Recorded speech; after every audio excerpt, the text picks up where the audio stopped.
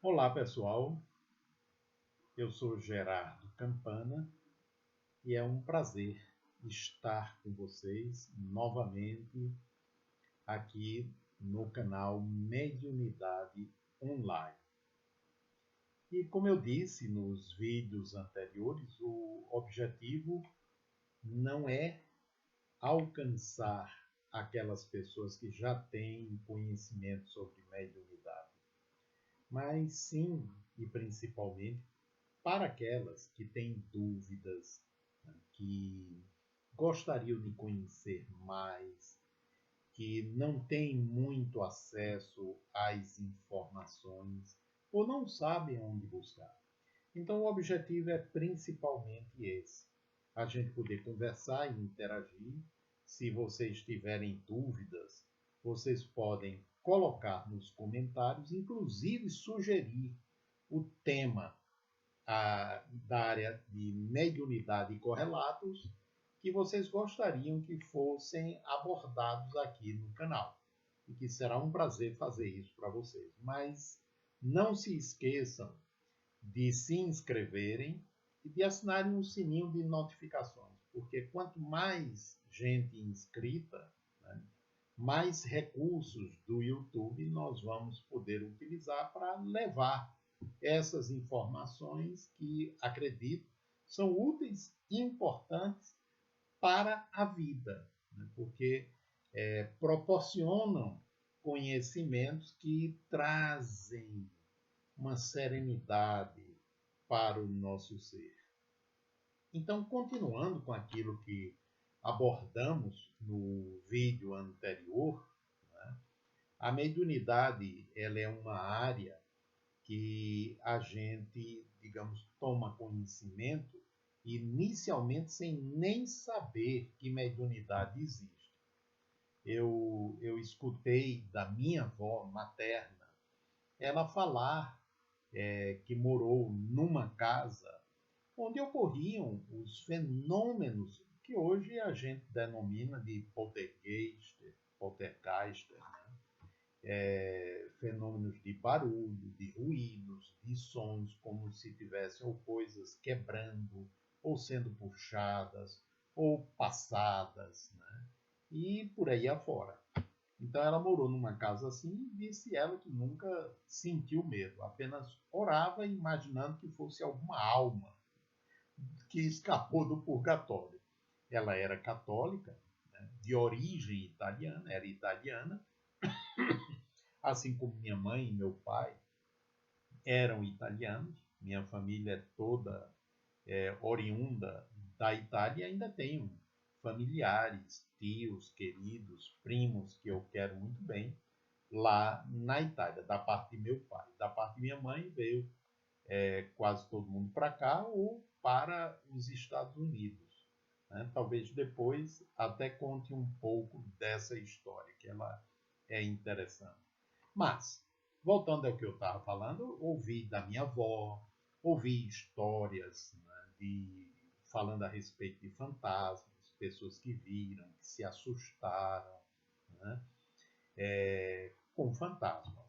Eu, particularmente, duas únicas experiências assim que eu me lembro, uma eu acordar e ao virar o rosto eu vi uma criança sorrindo. Eu via a criança e ao mesmo tempo via através dela. E a criança sumiu. Isso demorou talvez 10 segundos, né? E aí sumiu a criança. E em uma outra oportunidade que eu, estudando, estava muito cansado, deitei para descansar um pouco e aí eu me vi fora do corpo. Então foram as duas únicas experiências que eu tive, que eu me lembro, né? Tive experiências de outro tipo, mas dessa daí, relacionada propriamente com a mediunidade, foram essas duas, né? Então eu estava com 15 anos de idade quando eu encontrei um livro do meu pai. Meu pai já havia falecido e eu encontrei um livro que falava sobre a sobrevivência do espírito. Era um livro grosso e eu comecei a folheá-lo, a lê-lo. E fui encontrando ali uma descrição de mundo espiritual feita pelo espírito comunicante, que não só me surpreendeu, mas eu achei, na ocasião, inverossímil. Né? É interessante isso, né? Eu achei aquilo esquisitíssimo, porque o espírito ele falava a respeito de seres, pessoas semelhantes a nós aqui, com um corpo, né? Vivendo numa cidade, nessa cidade com veículo de locomoção, tipo um aeróbus, né?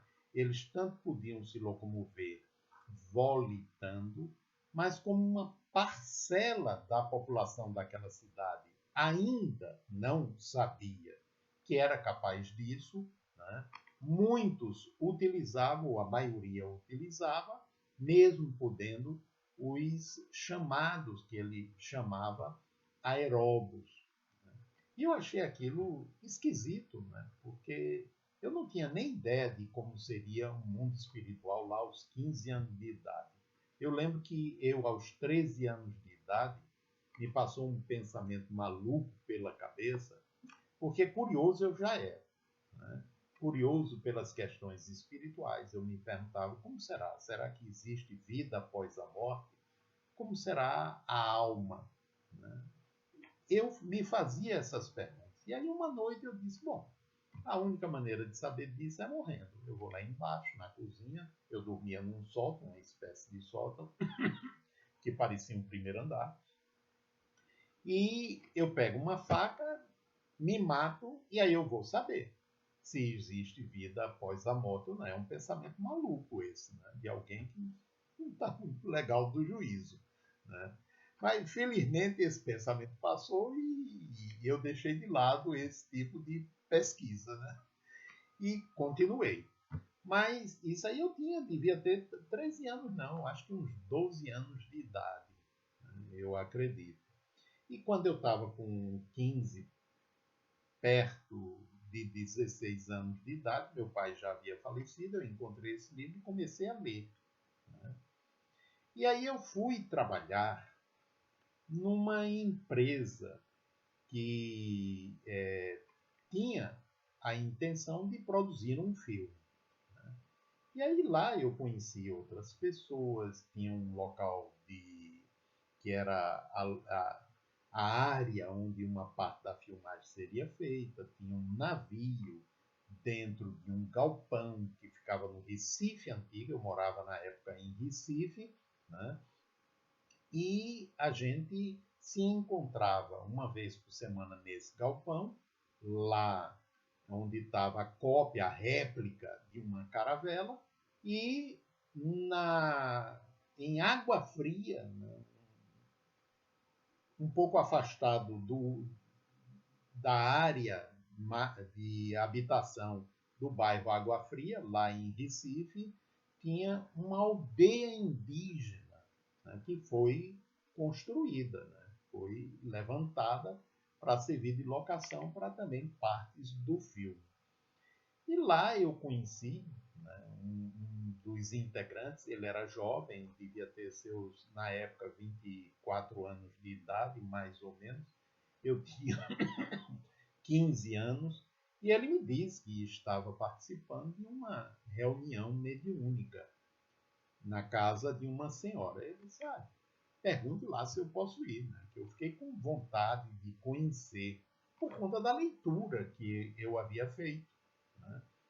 E aí ele disse, bom, eu vou perguntar, né? O único homem lá sou eu, o resto são senhoras, são donas de casa que se reúnem na casa dessa senhora para realizar a reunião mediúnica. E essa reunião era lá no bairro do Espinheiro, em Recife.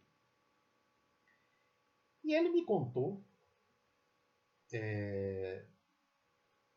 na semana seguinte, né, a reunião era dia de terceira. Na semana seguinte, não, na mesma semana. Não, na semana seguinte, quando a gente voltou a se reunir, né, que a reunião lá era dia de terça, ele me falou isso numa quarta ou numa quinta-feira, que era quando a gente se reunia no galpão, né? E na outra semana ele disse, olha, eu falei lá com a dona fulana e a princípio ela disse, não, de jeito nenhum, ele é muito novo e vai fazer zombaria daqui. Não traga ele. E a reunião mediúnica começou e veio o orientador da, da mediúnica e, por intermédio da dona da casa, que tinha dito que não me levasse, esse espírito, Tânio, o nome dele, que eu recordo com muito carinho, ele disse, virou-se para o meu amigo e disse, olha, na próxima traga o garoto. Ele está precisando, então traga ele. Quando encerrou a reunião, o meu amigo foi falar com a dona da casa e disse, e agora? A senhora disse que não, Tânio disse que trouxesse, aí a senhora disse, bom, paciência, né? Ele sabe o que faz, sabe o que diz. Então, o meu julgamento talvez esteja sendo precipitado. Então, traga o seu amigo. E na reunião seguinte eu fui. Eu fui e a partir daí eu comecei a participar todas as terças-feiras eu ia. Eu lembro que nessa primeira reunião eu me emocionei. Né? É óbvio que eu não via espírito nenhum. Né? Eu via as pessoas falando e se apresentando como se fossem outras. Né? Mas me receberam com tanto carinho, com tanto acolhimento, né? Os espíritos, os encarnados, com desconfiança, vendo aquele rapaz ali, né? Aquele rapaz, mas os espíritos se dirigiram a mim com muita ternura, com muito acolhimento, e realmente aquilo me tocou. E a partir dali eu continuei participando. Né? Continuei e observando. Toda semana, a dona da casa, ela levava um desenho e dizia, durante a semana, à noite, visualizem esse desenho. E o objetivo disso era treinar concentração, treinar foco, treinar visualização. E aí passei a fazer isso daí. E foi aí que eu comecei a perceber, né, como o meu pensamento, a minha mente era desencontrada. Né?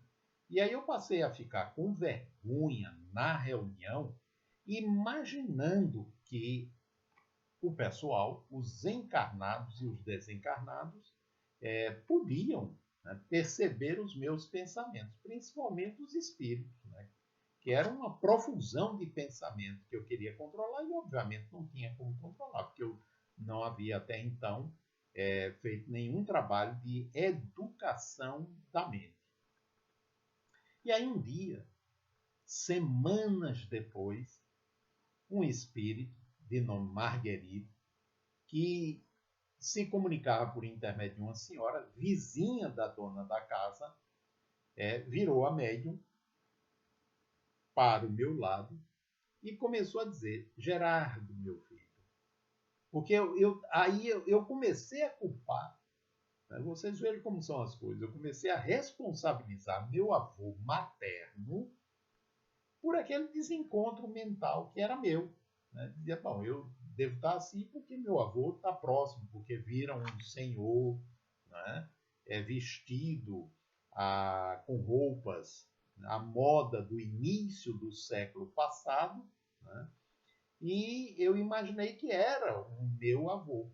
Início não propriamente, né, mas meados do século passado, e eu imaginei que era meu avô, que estava fazendo, que estava junto de mim, e por estar junto de mim, estava atrapalhando os meus pensamentos. Eu imaginei isso daí. Mas aí essa amiga espiritual, Marguerite, virando-se para mim, utilizando a médium, chegou e disse, Gerardo, meu filho, olha, não culpe o espírito que você está pensando. Eu não tinha falado para ninguém isso. Não culpe o espírito que você está pensando. Né? Ele não tem nada a ver com isso. Isso é uma educação mental sua. Eduque sua mente. Treine sua mente. Que você vai sair disso, né? Vai estar muito melhor do que isso. E aí falou um pouco mais, com muito carinho, e aquilo me deu um alívio tremendo, porque aí eu fiquei sabendo que os espíritos sabiam. Os encarnados não, porque eles não tinham como saber meus pensamentos, mas os espíritos sabiam e me acolhiam, me aceitavam, né? Mesmo com todos aqueles amontoados de pensamentos, né? Eles me aceitavam. Isso foi bom demais. E a partir dali eu comecei a fazer um trabalho, a fazer os treinamentos, a visualização daquelas imagens que a dona da casa trazia para a gente toda semana, né, e procurando outros meios de educar a minha mente. Né? E isso foi muito bom porque foi me ajudando. E foi um tempo, passei um ano frequentando essa reunião mediúnica. E por intermédio dos meus amigos, que eram dois, era esse meu amigo que trabalhava no mesmo local que eu e a noiva dele, que era uma médium excelente. Tive outras experiências que eu vou contar em outro vídeo, porque eu acho importante, né? Quando alguém fala sobre sua experiência mediúnica, eu adoro, né? Porque passo a perceber como foi para aquela pessoa. Então, acho importante estar passando para você. Se alguém achar que não, escreva nos comentários, né? Que aí eu vou mudando para outro rumo. Mas, por enquanto, eu acho que é importante. No próximo vídeo eu vou continuar e aí vamos conversar um pouquinho sobre algumas das experiências vividas com essa equipe mediúnica e os espíritos que se comunicavam lá. Então, um grande abraço, não se esqueçam de se inscrever no canal e até o próximo.